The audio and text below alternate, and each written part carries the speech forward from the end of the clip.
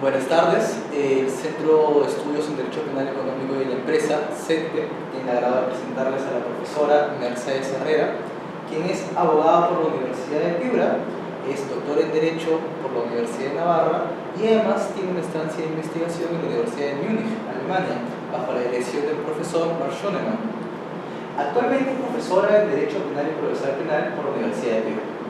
Bienvenida, Mercedes. Gracias, André.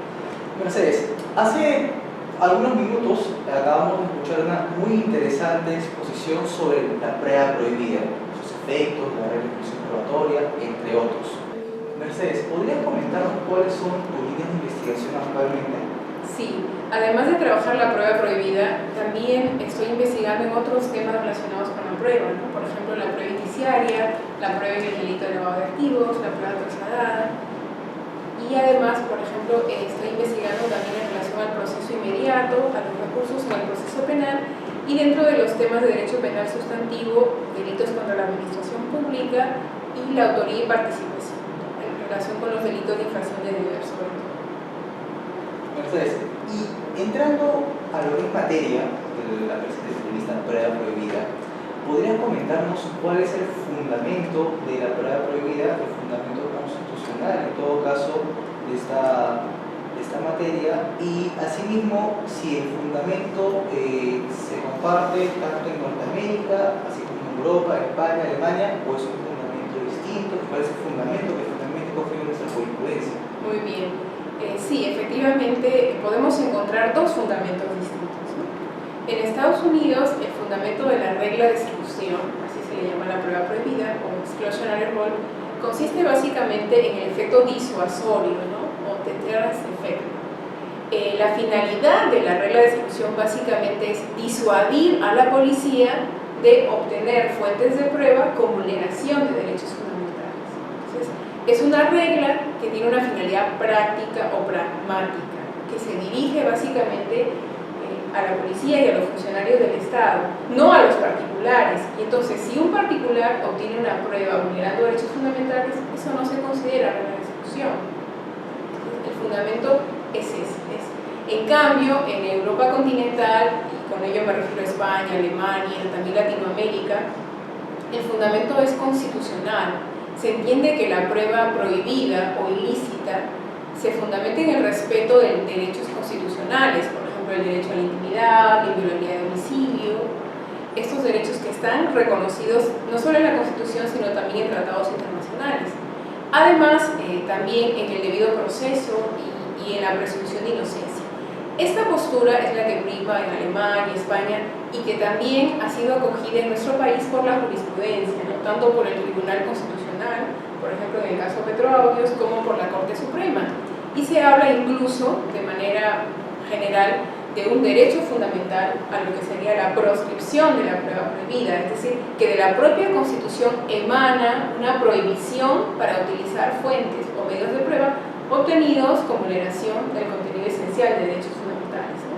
Además, también se le vincula con la presunción de inocencia, que la presunción de inocencia prohíbe, proscribe el utilizar este tipo de pruebas obtenidas vulnerando derechos fundamentales. Y también se le considera un límite al derecho a probar, pero en general la jurisprudencia nacional y también la doctrina tiene bastante claro ese fundamento constitucional, ¿no? A diferencia de Estados Unidos, que el fundamento es otro, básicamente una finalidad práctica, ¿no? Disuadir a la policía de obtener este tipo de pruebas ilícitas, vulnerando derechos fundamentales. Mercedes, en la doctrina también se viene desarrollando con amplitud una distinción entre lo que es prueba prohibida y prueba irregular. ¿Podrías explicarnos al respecto de qué consiste esto? Sí, algunas veces se tiende a confundir, ¿no? La prueba ilícita de la prueba irregular, y así lo he podido ver en algunos eventos en los que he participado sobre este tema. Y la diferencia es muy importante. ¿Por qué? Porque los efectos procesales también son radicalmente distintos. La prueba prohibida está sancionada con una nulidad absoluta. Si yo obtengo una prueba torturando a alguien, vulnerando su derecho a la inviolabilidad de domicilio, en principio esa prueba no será válida en el proceso, no tendrá efectos, ni siquiera investigación preliminar, investigación preparatoria propiamente dicha, tampoco en el juicio oral, no podrá ser valorada por el juez. Está viciada de manera absoluta. nulidad absoluta, no tiene efectos procesales. En cambio, la prueba irregular es aquella prueba en la que no se ha cumplido un requisito legal, hay una infracción de una formalidad procesal. Por ejemplo, que el policía que intervino en un determinado acto no firmó el acta, lo hizo otro policía.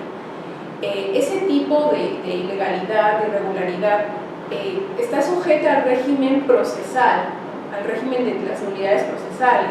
Podrá ser incluso convalidada, ¿no? Depende del caso concreto. Entonces, la sanción procesal no es la nulidad absoluta necesariamente, hay que valorar el caso concreto.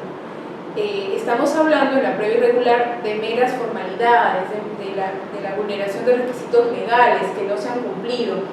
En cambio, la prueba prohibida se da cuando se vulnera el contenido esencial de un derecho fundamental reconocido y también garantías procesales básicas. Por ejemplo, cuando se obtiene una declaración bajo tortura, eso se considera una prueba prohibida. Ahora sí, Mercedes, sobre la base de la última afirmación que has realizado, en el sentido de que toda prueba prohibida tiene relación con un derecho fundamental, es prueba prohibida, nos surge la siguiente interrogante. Toda prueba que se obtenga vulnerando el contenido esencial o no esencial del derecho fundamental debe ser catalogada como prueba prohibida y en consecuencia las acciones de la nulidad y exclusión de dicha prueba del proceso penal, o hay excepciones en relación a la doctrina y a la jurisprudencia. Bien, sí, la doctrina y la jurisprudencia manejan excepciones. Lo primero, y tú lo has dicho muy claro, hay que ver en el caso concreto si es que se ha vulnerado o no el contenido esencial. Esto es un primer punto. Hay que tener en claro lo que también señala la doctrina y lo que se ha acogido, por ejemplo, en el Perú, en el caso del polo. No siempre que se cometa un delito o se vulnere un derecho fundamental, esa prueba debe excluirse. Hay que valorar, y en la doctrina se manejan algunas excepciones. Una de ellas, y en mi opinión la más interesante ahora, porque puede aplicarse a casos tan relevantes como el caso Petroaudios, el caso de las agendas de Nadine, es la doctrina de ponderación de intereses, que es una teoría que ha sido desarrollada en Alemania por Klaus Rogall, también es defendida por Rosin, por algunos otros autores, e incluso ha sido acogida por el Tribunal Europeo de Derechos Humanos en el caso Schenck versus Suiza. Por cierto, esta sentencia también es citada por tribunales peruanos, justamente en el caso del polo. De acuerdo con esta doctrina, en determinados casos, no en todos los casos, es necesario valorar y determinar cuál es la gravedad de la infracción cometida, hasta qué punto se ha lesionado ese derecho fundamental, y por otra parte hay que valorar también el interés que tiene el Estado en perseguir y sancionar determinados hechos delictivos, ¿no? Cuando hablamos de delitos graves, por ejemplo, crimen organizado, lavado de activos, corrupción de funcionarios, excluir de manera automática una prueba porque se ha vulnerado, por ejemplo, el secreto de las comunicaciones o la inviolabilidad de domicilio, puede precisamente frustrar uno de los fines del proceso penal, que es precisamente perseguir y sancionar hechos delictivos. En estos casos, sostiene por ejemplo Rogall, hay que hacer una ponderación de intereses, o sea, ponderar esa vulneración concreta frente al interés que tiene el Estado y las consecuencias de no usar esa prueba. Y esta doctrina no es algo extraño en nuestra realidad nacional, ha sido acogida en el Pleno Jurisdiccional el año 2004 y ha sido aplicada, por ejemplo, como lo he comentado hoy en el conversatorio, en el caso del polo, en el que se vulnera la inviolabilidad de domicilio porque se ingresa sin autorización judicial, tampoco había flagrancia, y sin embargo se valoran todas las circunstancias del caso, que se trata de un delito de terrorismo, se aplica también la teoría de la causa probable, porque posiblemente ya iban a obtener una autorización judicial. Se aplica de manera bastante acertada la ponderación de intereses y se logra condenar a una persona. Además, también se hace un análisis de la globalidad del proceso, ¿no? Que se hayan respetado otras garantías, el proceso justo.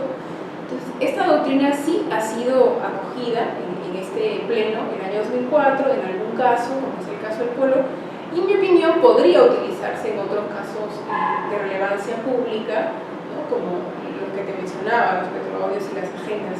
En la doctrina comparada, de hecho, se ha utilizado. No voy a negar que es una teoría que sí tiene algunas críticas, ¿no? En Una de ellas es la presunta arbitrariedad, ¿no? La vulneración de derechos fundamentales, cómo se determina el contenido esencial, pero precisamente una de las tareas de quienes nos dedicamos a la investigación y también una de las tareas de los jueces en la aplicación de casos consiste en ir descubriendo también criterios para delimitar su aplicación. Y te expongo los criterios que en resumen podrían enumerarse así. Uno de ellos es la gravedad. No se puede ponderar ese interés del Estado en cualquier tipo de delitos, ¿no? En delitos, por ejemplo, contra el honor, o delitos de omisión a la asistencia familiar o lesiones leves, no amerita que se pueda sacrificar de alguna manera o limitar ese derecho. En cambio, en delitos graves, te decía antes, tráfico ilícito de drogas, delitos de corrupción de funcionarios, en esos casos sí conviene y es legítima aplicar esa ponderación de intereses. Además, otro criterio delimitador es que precisamente el Estado no cuente con otros medios para conseguir esa prueba. Aplicamos un test de proporcionalidad en su vertiente de necesidad. Si esa prueba no es necesaria, ¿para qué vamos a usar una prueba obtenida con vulneración de un derecho fundamental? Y un tercer punto delimitador es un análisis global del proceso. No se puede utilizar esa prueba si es que el proceso de manera global no ha sido un proceso justo.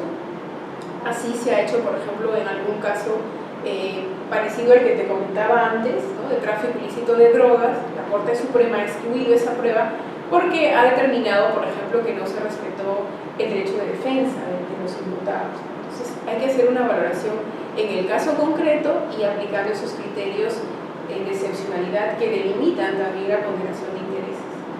Muchísimas gracias por tu tiempo, Mercedes. De nada, gracias a ti, Andrés.